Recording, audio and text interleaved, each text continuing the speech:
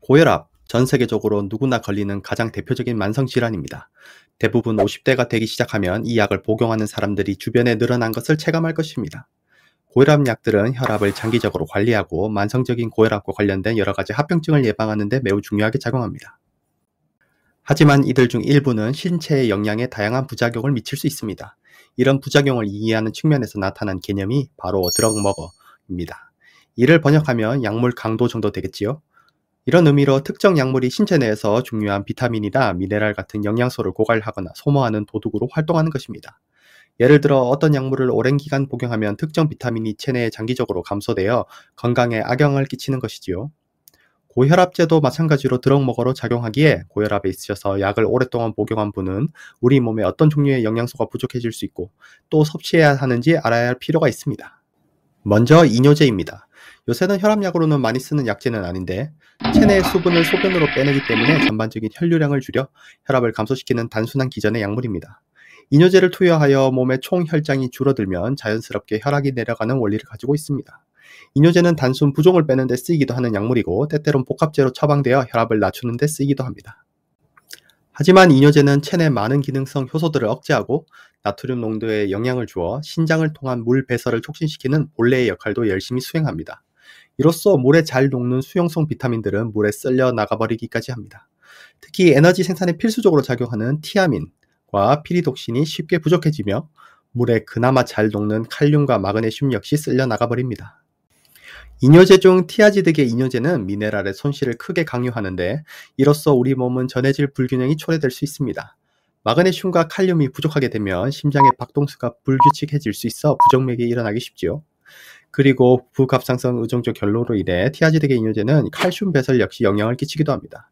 그래서 이런 이뇨제를 복용하는 분이라면 칼륨이 풍부한 아보카도, 바나나, 구황 작물들을 충분히 섭취하시어 부족한 부분을 채우시는 것을 추천합니다. 몇몇 이뇨제는 특이하게도 칼륨 농도를 높이기도 하여 고칼륨 혈증을 일으키기도 합니다.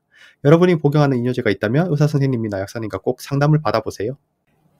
베타블로커란 혈압약으로 심장 박축량을 조절하는 기전을 가지고 있습니다. 몇몇 베타블로커는 지질 대사에 영향을 미치고 코엔자임 Q10의 농도를 줄입니다. 이 코엔자임 Q10, 즉 코큐텐은 혈압을 자연스레 낮춰주는 영양소로 잘 알려져 있는데 프로프라놀롤이나 메토프롤롤 같은 베타블로커 약제들은 투여하면 코큐텐과 같이 작용하는 효소를 억제합니다.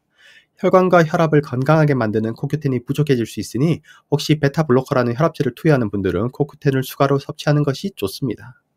또한 고혈압 제제로 많이 쓰는 것이 바로 칼슘 채널 블로커, 일명 CCB입니다. CCB는 혈관을 이완시켜 혈압을 낮추는 역할을 합니다. 몇몇 이런 제제는 마그네슘 농도에도 영향을 미칩니다. 마그네슘은 특히나 혈관 이완을 통해 혈압을 낮추는 좋은 영향을 미칠 수 있기에 마그네슘만으로 단순히 혈압을 낮추고 고혈압을 치료할 수는 없지만 이 마그네슘이 부족하면 혈압이 높아지는 인자로 충분히 작용할 수 있기에 CCB를 복용하는 분들은 마그네슘을 복용하기를 추천합니다. 마그네슘은 또한 신경을 안정시키는 역할이 있습니다. 마그네슘이 부족하면 근육의 경련이나 불면증 같은 신경변증도 일어날 수 있으니 주의를 요하시는 것이 좋습니다. 몇몇 CCB 약물은 엽산을 고갈시키기도 하니 하루 권장량의 엽산을 섭취하기 위해서 여러 가지 영양제를 고려해 봄이 바람직합니다.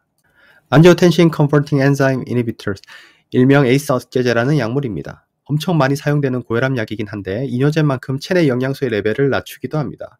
몇몇 연구들은 이 ACE 이니비터가 칼륨 농도를 높여 고칼륨 혈증을 유발하기도 한다고 보고하기도 했습니다. 만약 신장에 칼륨이 저류되어 문제가 생긴다면 ACE 이니비터가 그 영향을 준 것일 수도 있습니다. 만약 이런 약물을 먹는다면 칼륨 보충제나 칼륨이 많이 들은 바나나와 같은 과일을 피해 주시는 것이 좋겠지요? 카프토프릴 같은 옛날 에이스 억제제를 오랜 기간 사용한다면 미각을 잃을 수도 있는데요. 이는 카프토프릴이 미각세포의 형성에 아주 중요한 아연을 감소시키기 때문입니다. 이는 다만 매우 고용량을 긴 기간에 사용하는 경우, 그러니 참고만 하시면 좋겠습니다. 고혈압약을 장기간 복용하며 엽산이 부족해지고 칼슘이 부족해질 수 있습니다. 나머지 미네랄에도 영향을 미칩니다. 칼륨을 높이는 고혈압약도 역시 있습니다. 고혈압약을 복용하는 사람들은 많이 헷갈리겠지요. 혈압을 낮추기 위해서는 반드시 처방받은 약은 복용해야 하며 부족한 부분은 보충하는 것이 좋습니다. 또한 칼슘과 마그네슘 같은 미네랄이 함유된 종합 비타민을 복용하는 것 역시 좋습니다. 오메가3 역시 혈관을 확장하여 혈압을 낮추고 혈전과 혈액순환을 억제함으로써 각종 합병증과 심뇌혈관 문제를 예방하는 데 역시 좋습니다. 그래서 오늘은 조금 어려운 이야기를 나누어 보았습니다.